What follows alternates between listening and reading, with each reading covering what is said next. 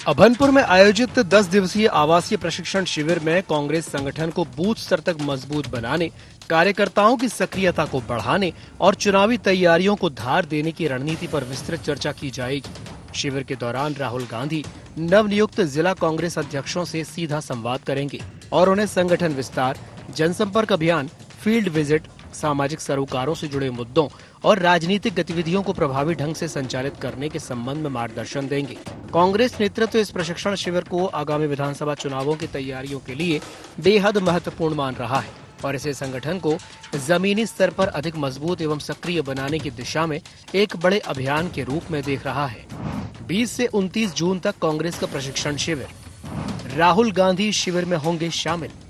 जिला अध्यक्षों को देंगे संगठनात्मक प्रशिक्षण। विधानसभा चुनाव की तैयारी पर रहेगा फोकस। राहुल गांधी के प्रस्तावित दौरे पर मंत्री केदार कश्यप ने कांग्रेस पर निशाना साधते हुए विवादित टिप्पणी कर दी। उन्होंने कहा कि कांग्रेस अपने नेताओं को खुश करने के लिए नवाचार करती है और इस बार राहुल गांधी का स्वागत शराब से पैर धोकर किया जाएगा। कश्यप के इस बयान पर कांग्रेस ने कड़ी आपत्ति जताई है। कांग्रेस प्रदेश अध्यक्ष दीपक बैज ने केदार कश्यप के बयान को आपत्तिजनक बताते हुए कहा कि इससे बीजेपी का चरित्र सामने आता है। बैज ने कहा कि छत्तीसगढ़ धान का कटोरा है और यहाँ अतिथियों का सम्मान परंपरागत तरीके से किया जाता है। उन्होंने मंत्री से बयान पर माफी मांगने की मांग की। राहुल गांधी का स्वागत है।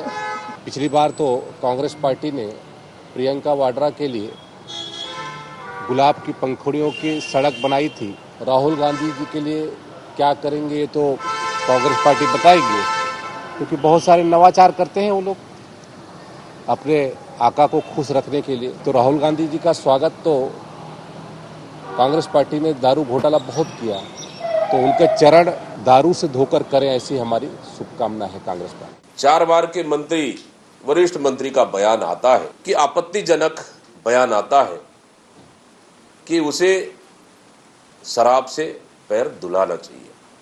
ये बेहद ही आपत्तिजनक बयान है और इस बयान से भारतीय जनता पार्टी का चरित्र को समझा जा सकता, क्योंकि छत्तीसगढ़ को धान का कटोरा कहा जाता है और जो भी नेता इस छत्तीसगढ़ में आते हैं उसे धान से तौला जाता है, तौलकर स्वागत किया जाता है।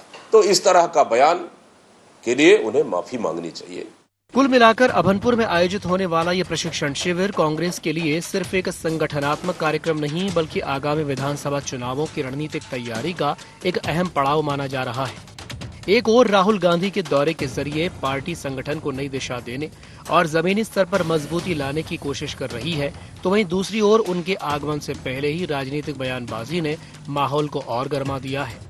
ऐसे में यह देखना दिलचस्प होगा कि कांग्रेस इस प्रशिक्षण शिविर से संगठन को कितना मजबूत कर पाती है और राहुल गांधी का दौरा प्रदेश की राजनीति में क्या नया संदेश और असर छोड़ता है। रायपुर से गौरव सिंह की रिपोर्ट।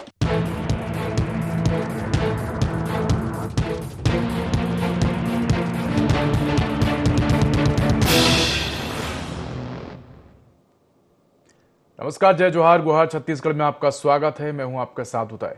कांग्रेस का दाव, सियासी घमासान। जी हां, छत्तीसगढ़ में आगामी विधानसभा चुनावों को लेकर कांग्रेस ने अपनी तैयारियां तेज कर दी हैं। संगठन को बूथ स्तर तक मजबूत करने और नए नेतृत्व को प्रशिक्षित करने के उद्देश्य से अखिल भारतीय कांग्रेस कमेटी के निर्देश पर अभनपुर में 20 से 29 जून तक 10 दिवसीय आवासीय प्रशिक्षण शिविर आयोजित किया जा रहा है।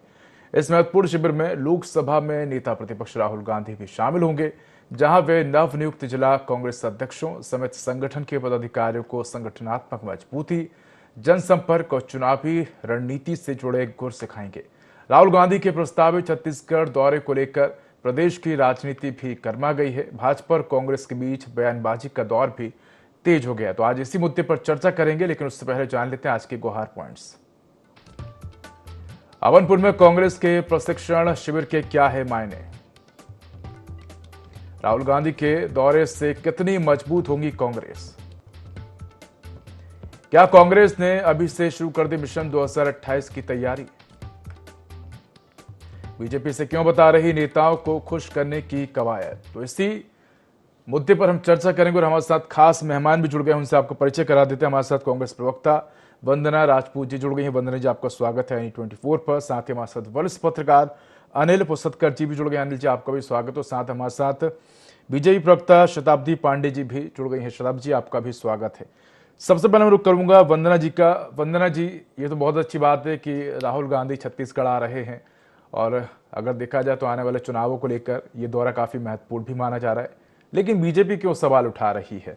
अगर देखें तो मंत्री केदार कश्यप का कहना है कि अपने आकाओं को खुश करने की तैयारी है। पिछली बार प्रियंका गांधी आई तो फूलों की पंखड़ी बिछाकर स्वागत किया गया। इस बार राहुल गांधी आ रहे हैं तो शराब से पैर धुलाने की वो बात करते हुए नजर आ रहे हैं। आखिर बीजेपी कहना क्या चाहती है इन तमाम बातों को लेकर?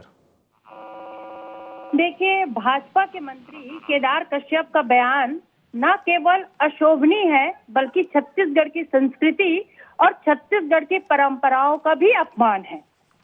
भारतीय जनता पार्टी के जो मंत्री ने जो बयान दिए हैं, उन बयान पर साफ उनके जो संस्कार है और उनकी पार्टी की सोच को दर्शाता है। क्योंकि आप देखेंगे कि जब भाजपा के पास राहुल गांधी जी के सवालों का जवाब नहीं होता, तब वह इस तरह की घटिया और स्तरहीन बयानबाजी पर उतर आती है। और भारतीय जनता पार्टी को राहुल गांधी के स्वागत को छोड़ करके इन नेताओं के, जो भारतीय जनता पार्टी के जो नेता है, यहाँ छत्तीसगढ़ के जनता के सवालों का जवाब देना चाहिए। जनता आज मुद्दों पर जवाब चाहती है, न कि सस्ती राजनीतिक बयानबाजी। लेकिन भारतीय जनता पार्टी के जो नेता है वो काम से ज्यादा सिर्फ बयानबाजी करते हैं। राहुल गांधी जी यदि छत्तीसगढ़ आ रहे हैं तो जो केदार कश्यप जी और भाजपा के नेताओं के पेट में दर्द क्यों हो रहा है?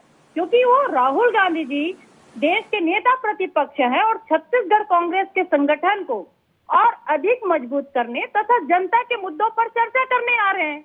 और साथ ही साथ जो यहाँ पर छत्तीसगढ़ के सबसे असफल सरकार है, उस सरकार के को कैसे आईना दिखाना है और उन जो मुद्दा है उन मुद्दों को कैसे जनता तक पहुंचाना है, इस तरह से बहुत सारा जो संगठन में चर्चा होगी। तो इससे कहीं ना कहीं भारतीय जनता पार्टी घबरा गई है कि हमारी पूरा और पोल खुलने वाली है, जिसके कारण इस तरहीन बयानबाजी में लगे हुए हैं। चलिए ठीक है, सब प्रतिक्रिया ले लेते हैं। वंदना जी, हमारे साथ वरिष्ठ पत्रकार अनिल जी भी जुड़े हुए हैं।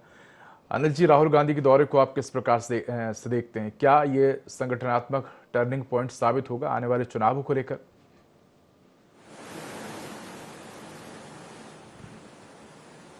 देखिए, जो राहुल गांधी अगर छत्तीसगढ़ आ रहे हैं तो ये कांग्रेस का अपना मामला है और इस पे किसी को कुछ कहना नहीं चाहिए। लेकिन अगर राहुल गांधी छत्तीसगढ़ आ रहे हैं तो कांग्रेस के लिए एक अच्छी बात हो सकती है, मजबूत हो सकती है कांग्रेस की जो अंदर जो गुटबाजी दिखती है उसको भी ठीक करने का एक अच्छा अवसर राहुल गांधी के पास होगा। देखिए, महत्वपूर्ण बात यह है कि कांग्रेस की जमीन जो है जिस तरह से हर प्रदेश में खिसकी, वैसी हालत छत्तीसगढ़ में नहीं है। छत्तीसगढ़ में कांग्रेस अन्य प्रदेशों की तुलना में बहुत मजबूत है, खासकर मध्य प्रदेश की तुलना में। मध्य प्रदेश से छत्तीसगढ़ अलग हुआ है। मध्य प्रदेश में भी जो है दूसरी बार जो दिग्विजय सिंह की सरकार बनी थी, जिसमें जो जब राज्य अलग हुआ था तो छत्तीसगढ़ में मनोनीत सरकार बनी थी। वो इसीलिए बनी थी क्योंकि छत्तीसगढ़ में ज्यादा कांग्रेस मजबूत थी और कांग्रेस का गढ़ है छत्तीसगढ़। कांग्रेस के गढ़ छत्तीसगढ़ के भरोसे मध्य प्रदेश में सरकार आती थी। आज लेकिन मध्य प्रदेश की स्थिति बहुत खराब है, उसकी तुलना में छत्तीसगढ़ बहुत मजबूत है। आज भी जो है विधानसभा में भी देखें तो उनकी पिछले चुनाव में जो उनका परफॉर्मेंस था वो उतना बुरा नहीं था जितना रमन सिंह की सरकार 15 साल के बाद जब चुनाव में गई तो उनकी जो हालत हुई थी। तो संभावनाएं अगर देखें कांग्रेस की परंपरा अगर उस पूरे देश में, तो छत्तीसगढ़ में अन्य प्रदेशों की तुलना में बहुत मजबूत है। और यहाँ अगर राहुल गांधी आते हैं, यहाँ विशेष ध्यान देते हैं, तो ये कांग्रेस के लिए प्लस पॉइंट है। कांग्रेस को मजबूती मिलेगी। कांग्रेस अगर यहाँ ठीक से परफॉर्म करती है तो सत्ता में आने का उनके पास संभावनाएं बची हुई है। चुनाव का तो परिणाम अभी से कुछ नहीं कह सकते क्योंकि अभी तो सिर्फ 2.5 साल ही हुआ है। 2.5 साल के आने वाले 2.5 साल में कैसी परिस्थितियां बनती हैं, कौन से मुद्दे हावी होते हैं, क्या उस समय इलेक्शन के समय में क्या कंडीशन प्रिवेल करती है, तो ये सब अभी टाइम है।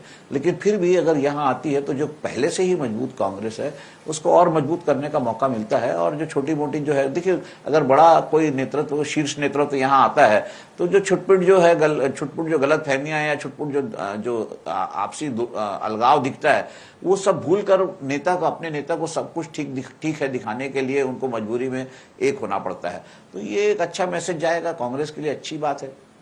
चलिए सर, प्रतिक्रिया ले लेते हैं वंदना जी से। वंदना जी, अगर देखें तो हम ये भी देखते हैं कि जब बीजेपी के नेता छत्तीसगढ़ आते हैं, चाहे वो केंद्रीय गृह मंत्री अमित शाह की बात की जाए या तमाम अन्य जो बीजेपी के नेता हैं, जब वो छत्तीसगढ़ का दौरा करते हैं तो लाजमी है उस समय कांग्रेस की तरफ से भी प्रतिक्रिया सामने आती है। लेकिन बीजेपी का ये भी कहना है कि जो कांग्रेस है उसके अंदर गुटबाजी देखने को मिलती है और इन तमाम गुटबाजियों को खत्म करने के लिए अपने आका को बुलाया गया है, यानी राहुल गांधी को, और उनको खुश करने की कवायद है ताकि जिस प्रकार से आने वाले जो चुनाव हैं उसमें मजबूती प्रदान की जा सके। पार्टी यदि गुटबाजी की बात करती है तो भारतीय जनता पार्टी में कितने गुटबाजी हैं हम देख रहे हैं लगातार। बृजमोहन जी का गुटबाजी देख लीजिए, रमन सिंह जी की गुटबाजी देख लीजिए, और यहाँ राजेश मूणत का गुटबाजी देखिए। तो अलग अलग गुटबाजी में उन लोग खुद बटे हुए हैं। कहते हैं ना कि खुद के घर यदि शीशे का हो तो दूसरे के घर को तो भारतीय जनता पार्टी इस तरह से बात करने के बजाय अभी वो सत्ता में है, जो जनता को जो वादा किए हैं उन वादा को पूरा करें। अब सिर्फ बयानबाजी कर रहे हैं क्योंकि उनको मालूम है कि राहुल गांधी जी आएंगे और हमारे संगठन को और अधिक मजबूत करेंगे। और लगातार कांग्रेस अभी वर्तमान में भी बात करूं, विभिन्न जनता के मुद्दों को लेकर के सड़क से लेकर के सदन तक की लड़ाई लड़ रही है। तो भारतीय जनता पार्टी को ये डर है कि कहीं न कहीं अब हमारी जो सत्ता है वो खिसकने वाली है। और यहाँ छत्तीसगढ़ की जनता इस चीज को बहुत अच्छे से समझ चुकी है कि भारतीय जनता पार्टी की कथनी और करनी में कितना अंतर है। वर्तमान की बात करूं मैं, वर्तमान में देखिए अभी खेती किसानी का जो दिन की शुरुआत है, लेकिन किसानों को खाद बीज की किल्लत है और पेट्रोल डीजल की किल्लत है। आप यदि बात करते हैं तो अभी महंगी बिजली है उसकी किल्लत है। अभी मैं आपके साथ फोरम में इसलिए जुड़ी हूँ क्योंकि आप देखिए कि रायपुर शहर है, थोड़ा सा हवा तूफान आया, बारिश स्टार्ट हुआ और लाइट गोल हो गया। तो अभी की जो स्थिति ना बद से बदतर हो गई है। सबसे विफल सरकार यदि बोलूं तो 2.5 साल की सरकार हुई सबसे विफल सरकार कहलाएगी। और रही बात नंबर बढ़ाने की, तो ये राजनीति है। सब चाहते हैं कि हम अच्छा काम करें और अच्छा काम करके हमारा राजनीति में नंबर बढ़े। तो इसमें बुरा क्या है? इसमें बुरा क्या है? क्या भारतीय जनता पार्टी के नेता जब आते हैं और केंद्रीय जो नेतृत्व वाले जो नेता आते हैं तो उनके सामने वो अपने नंबर बढ़ाने के लिए उन लोग काम नहीं करते क्या? काम करते हैं। और रही बात वो कांग्रेस के तरह तरह के सवाल उठाने के बजाय, अभी आप सत्ता में हैं, आप 2.5 साल निकल चुका है, लेकिन आप एक भी वादा पूरा नहीं किए। चाहे किसानों की बात करूं, चाहे महिला सुरक्षा को लेकर के बात करूं, चाहे रोजगार को लेकर के बात करूं, चाहे महंगाई को लेकर के बात करूं। अरे आप सत्ता में है भाई, आप अपना वादा तो पूरा करिए। लेकिन भारतीय जनता पार्टी के सरकार में क्या हो रहा है हम देख रहे हैं लगातार। यहाँ जो कानून व्यवस्था है बिल्कुल चरमरा गई है। अभी हम एक दिन पहले देखते हैं कि भारतीय जनता पार्टी के नेता ही दूसरे नेता को गाड़ी में बैठा करके पूरा जीवित जला दिए। इससे ज्यादा बद से बदतर छत्तीसगढ़ की स्थिति क्या हो सकती है? आप मेरे को चलिए वंदना जी से प्रतिक्रिया ले लेते हैं। हमारे साथ शताब्दी पांडे जी भी जुड़ गए हैं। शताब्दी जी, वंदना जी का कहना है कि छत्तीसगढ़ में जो विकास है वो उस हिसाब से नजर नहीं आ रहा है। उनका कहना है कि वो आज ऑडियो कॉल पे जुड़ी है क्योंकि वहां पर बिजली नहीं, आंधी तूफान आया, तो इस प्रकार की उन्होंने समस्या बताई है। इसके साथ उन्होंने तमाम आरोप लगाए हैं और उनका यह भी कहना है कि राहुल गांधी के आगमन से कहीं ना कहीं छत्तीसगढ़ बीजेपी में एक डर का माहौल है। उन्हें अपनी जो जमीन है वो खिसकती हुई नजर आ रही है, इसलिए राहुल गांधी के दौरे को लेकर निशाना साधा जा रहा है। साथ ही आप जो मंत्री केदार कश्यप का बयान था उसको लेकर आप क्या कहेंगे? उनका कहना है कि अपने आला कमान को खुश करने के लिए, अपने आका को खुश करने के लिए शराब से पैर धुलवाए जाएंगे। देखिए, लोकतंत्र में हर राजनीतिक दल को अपने नेताओं के स्वागत करने का हक है, अधिकार है। ये तो बिल्कुल सही बात है और अपने कार्यकर्ताओं को प्रशिक्षित करने का भी अधिकार है। लेकिन कांग्रेस को पहले अपने 5 साल के शासनकाल का आत्ममंथन कर लेना चाहिए। जनता आज भी पूछ रही है कि शराब घोटाला, कोयला घोटाला। लेकिन जो मंत्री केदार कश्यप जी का बयान है उसको आप कैसे देखते हैं? उनका तो ये कहना है कि पिछली बार प्रियंका गांधी आई थी तो उनके लिए है ईडी के अभियोजन की जो अभी लेटेस्ट खबर आई है, जिसमें पता लगा कि नॉर्थ गोवा में शराब के घोटाले से प्राप्त राशि की किस प्रकार से वहां पर जो है होटल में उसको निवेश किया गया है। तो 1000 करोड़ से अधिक का पहले और अभी 200 करोड़ से 250 करोड़ से ज्यादा का अभी छठे जो ये आया है रिपोर्ट उसमें आया है एजी के। तो ये मेरा कहने का मतलब ये है कि इन्होंने जो बात कही है वो गलत नहीं कही है। ये अपने इसके पहले भी शराब घोटाले से जो भी राशि प्राप्त होती थी, एटीएम बन गया था छत्तीसगढ़ ये पूरे गांधी परिवार के लिए।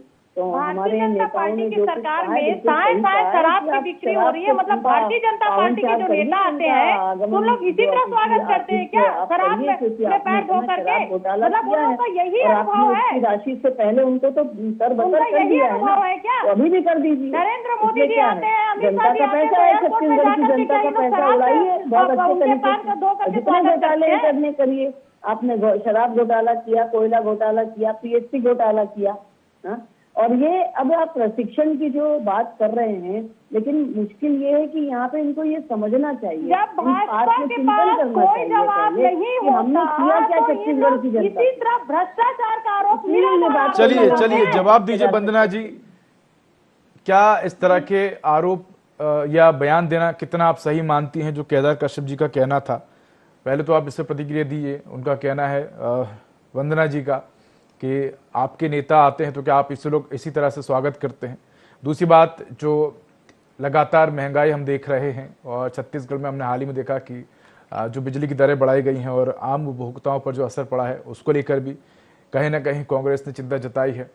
साथ ही जो मानसून सत्र है उसको लेकर भी कांग्रेस की तैयारी है। लेकिन इन सबके बीच इस तरह की बयानबाजी करना, आरोप लगाना कितना सही है?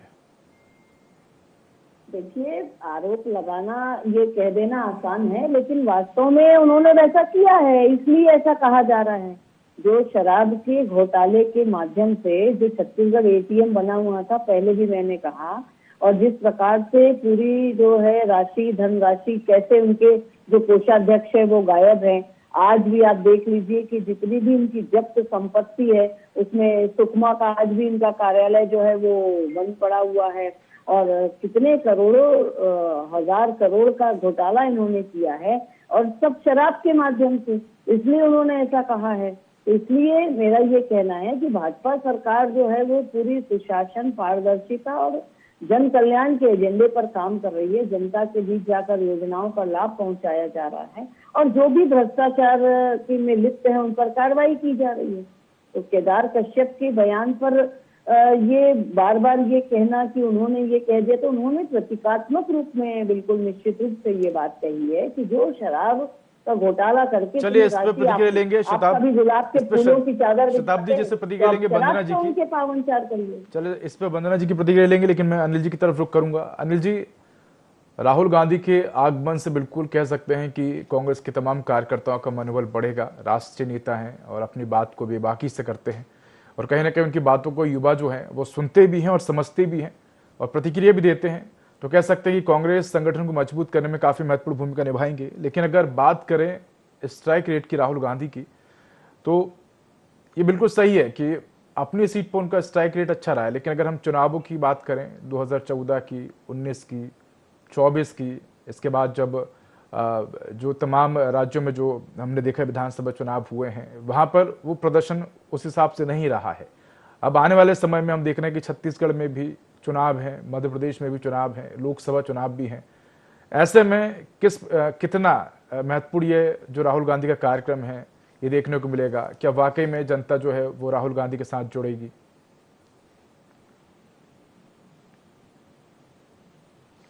देखिए, परफॉर्मेंस और रिजल्ट ये दोनों अलग चीज है।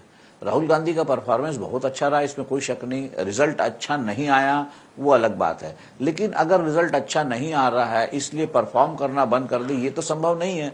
अगर पार्टी आपकी चुनाव में जाना है, पार्टी को 2.5 साल के बाद यहाँ चुनाव है छत्तीसगढ़ में, तो आपको यहाँ आना ही पड़ेगा। आपको पार्टी के जो भी कमियां हैं उसको दूर करना पड़ेगा। अनिल जी, लेकिन बीजेपी का, और इसमें कोई शक नहीं, बीजेपी का एक आरोप रहता है कि कांग्रेस मेहनत तो करती है पर सही जगह मेहनत नहीं करती। यानी जनता के जो असल मुद्दे हैं वो ना उठा के ऐसे मुद्दे उठाए जाते हैं जिससे सीधा फायदा बीजेपी को ही मिलता है। नहीं, ऐसा नहीं है, ये वक्त की बात है। तो अगर बात कांग्रेस पे लागू होती है तो बीजेपी भी तो कभी जमाने में 2 सीट पे रह गई थी, बार बार हार रही थी। तो उसलिए ये परफॉर्मेंस, मैंने इसलिए कहा ना, परफॉर्मेंस अलग चीज है, रिजल्ट अलग चीज है। अगर आपका रिजल्ट अच्छा नहीं है तो परफॉर्म करना तो आप नहीं बंद कर देंगे। ठीक है, मुद्दे अगर नहीं पकड़ पा रही सही, तो फिर भूपेश बघेल की सरकार कैसे आ गई थी? तो भूपेश बघेल की सरकार तो इलेक्टेड थी ना। भले ही जोगी जी की सरकार जो है वो नॉमिनेटेड थी, लेकिन इलेक्शन में जो है जाकर 3 साल की जो है लोकप्रिय सरकार रमन सिंह की, उसको हराकर भूपेश बघेल आए थे। तो इसलिए ये सब बातें तो हाइपोथेटिकल है, और किसी भी पार्टी को अधिकार है, किसी भी पार्टी को हक है कि वो अपनी पार्टी को मजबूत करे। भाई आखिर में अमित शाह भी यहाँ पे आए, यहाँ पर भी तो भाजपा के प्रशिक्षण शिविर लगते हैं, अंबिकापुर में प्रशिक्षण शिविर लगा, तो उससे क्या आप मानेंगे? क्या ये प्रशिक्षित नहीं है इनके नेता, मंत्री, सांसद, अगर उनको प्रशिक्षण दिया जा रहा है? तो इस तरह से देखना तो संभव नहीं है। लेकिन हाँ, अगर कांग्रेस में राहुल गांधी आते हैं तो उनके पास एकमात्र वही तो उनकी सेंट्रल लीडरशिप में एकमात्र वही तो चमत्कारिक व्यक्तित्व बचा हुआ है। गांधी परिवार के अलावा कोई बड़ा लीडर तो बचा नहीं है। पहले तो मध्य प्रदेश में अर्जुन सिंह ही काफी होते थे, यहाँ छत्तीसगढ़ में विद्याचरण, श्यामाचरण शुक्ला, ये लोग बड़े होते थे। अब एक तो झीरम ने भी जो है कांग्रेस की जो सेकंड लाइन जो थी लीडरशिप की बड़ी, वो पूरी की पूरी खत्म कर दी। तो अब आज के अगर वो आते हैं राहुल गांधी और अपने कार्यकर्ताओं को मजबूत करते हैं, या हौसला उनका बढ़ता है, ऑटोमेटिकली हौसला बढ़ता है। अगर कोई बड़ा लीडर आता है, घर में भी मेहमान आते हैं, तो पूरे घर में एक अच्छा वातावरण बनता है। तो उससे कांग्रेस के लिए तो ये मैं शुभ संकेत मानता हूं। बीजेपी को इस पर ध्यान देने की जरूरत नहीं, बीजेपी को अपना घर देखना चाहिए। बीजेपी को चाहिए कि वो भी अगर चुनाव में उसको भी जाना है तो 2.5 साल के बाद तो अपना घर मजबूत करे। कांग्रेस दूसरी टीम क्या कर रही है ये देखते रहेंगे तो फिर रमन सिंह की सरकार ऐसी ही चलेगी थी। चलिए, प्रतिक्रिया कोई बड़ी बात नहीं है। दूसरी बात, वंदना जी से प्रतिक्रिया ले। वंदना जी, 10 दिवसीय प्रशिक्षण शिविर है, और मैं जानना चाहूंगा आपसे कि कितना संगठन मजबूत होगा इससे? क्या इस बार तस्वीर बदलेगी, तकदीर बदलेगी? जी बिल्कुल, इस समय तस्वीर भी बदलेगी चुनाव में और तकदीर भी बदलेगी, क्योंकि इस प्रशिक्षण शिविर में आप देखेंगे जो संगठन सृजन के तहत जो नव नियुक्त जो अध्यक्ष हैं, उन अध्यक्षों को संगठनात्मक प्रशिक्षण देंगे, और हम पूरा बूथ स्तर तक जा करके काम कर रहे हैं। और बूथ स्तर, हम सब जानते हैं कि चुनाव के लिए बूथ मजबूत बूथ होना कितना महत्वपूर्ण होता है। और हम 2.5 साल पहले ही हम अगर इसकी तैयारी कर रहे हैं, मतलब आप समझ सकते हैं कि इस समय तस्वीर भी बदलने वाली है और तकदीर भी बदलने वाली, क्योंकि भारतीय जनता पार्टी की 2.5 साल के सरकार में इतने सारे लूप होल दे दिए हम लोग को, फालतू उन लोग का जो भारतीय जनता पार्टी की सरकार की विफलता हमारे हाथ में है, तो उनको हम जनता तक जा करके हम काम कर रहे हैं और पहुंचा भी रहे हैं। और रही बात भारतीय जनता पार्टी के जो प्रवक्ता है, जो नेता है, जब सवालों का जवाब नहीं होता ना, तो ये भ्रष्टाचार हुआ, वो भ्रष्टाचार हुआ, ऐसा हुआ, वैसा हुआ। अरे भ्रष्टाचार हुआ तो 2.5 साल में आपकी सरकार है, कितने अधिकारी को आप बोलते थे कि ये अधिकारी भ्रष्टाचार है, तो सारे अधिकारी अभी आपके सरकार में काम कर रहे हैं। इससे प्रतिक्रिया ले लेते हैं, वंदना जी से प्रतिक्रिया ले लेते हैं। जी शताब्दी जी, जिस प्रकार से कांग्रेस की तो अपनी तैयारी शुरू हो गई है, लेकिन जिस प्रकार से हम देख रहे हैं कि कांग्रेस तमाम तरह के आरोप जो है वो बीजेपी पर लगाती हुई नजर आती है, चाहे वो अपराध को लेकर हो, महंगाई को लेकर हो, या मोदी की गारंटी हो, या सहायक सुशासन हो, तमाम बातों का जिक्र यहाँ कांग्रेस करती हुई नजर आती है। क्या लगता है आपको, कितनी मुश्किलें आने वाले समय जो पार्टी की डगर है या जो चुनाव की डगर है? देखिए, आत्मचिंतन कांग्रेस को करना चाहिए, क्योंकि जिस प्रकार से जितने भी मैंने अभी पूर्व में भी आपको कहा कि इन्होंने अपने घोषणा पत्र में कहा था कि हम शराबबंदी कर देंगे, लेकिन 5 साल में शराबबंदी तो नहीं की, लेकिन शराब का इतना बड़ा इन्होंने घोटाला किया। और आपकी सरकार है ना, आप कर दो शराबबंदी, आपकी सरकार है शताब्दी जी, आप बड़े दिल दिखा दो, कर दो ना शराबबंदी। 10 करोड़ रुपए, लेकिन आपके सरकार में तो साए शराब बिक रही है, शराबी दुकानें नई शराबी दुकानें खुल जा रही है, स्कूलों को बंद किया जा रहा है। अरे आपकी सरकार है, डबल ट्रिपल इंजन की सरकार है, और ये सभी के सब आरोपी हैं इस प्रकार के घोटाले करने के। आप कितने इस प्रकार के इन्होंने जघन्य, मैं कहूँगी, ऐसे घोटाले किए हैं जिसको जनता ने देख लिया है और जनता जानती है। जनता चाहती है रोजगार, हमारी जनता बहनें चाहती है हैं विकास कि और आप जनता लोग शराब चाहती के है जो विकास। चलिए, चलिए, ठीक है। इसके लिए भारतीय जनता पार्टी जिस तरीके से तैयार है, बिल्कुल भारतीय जनता बिल्कुल पार्टी शताब्दी जी कह तैयारी सकते है। हैं कि दोनों ही पार्टियां तैयार हैं अपनी अपनी रणनीतियों के साथ। एक तरफ तो कांग्रेस आम जनता के मुद्दे को लेकर सड़कों पर उतरने की तैयारी में है, मानसून सत्र भी है उसमें भी सरकार को घेरने की तैयारी में। दूसरी तरफ कह सकते हैं कि बीजेपी की भी अपनी तैयारी है और कहते हैं कि बीजेपी तो हमेशा ही चुनावी मोड में रहती है। अब देखने वाली बात होगी कि दोनों ही जो पार्टियां हैं वो आने वाले समय में किस प्रकार से अपनी रणनीति बनाती हैं। हालांकि ये जो एक दूसरे पर निशाना साधने की जो रणनीति है वो आने वाले समय में और भी ज्यादा तेज होती हुई नजर आएगी। आप तीनों ही मेहमानों का हमारे से जुड़ने के लिए धन्यवाद। वंदना जी आपका, शताब्दी जी आपका और अनिल जी आपका भी। तो IND गुहार में इतना ही। देखते रहिए I24। नमस्कार।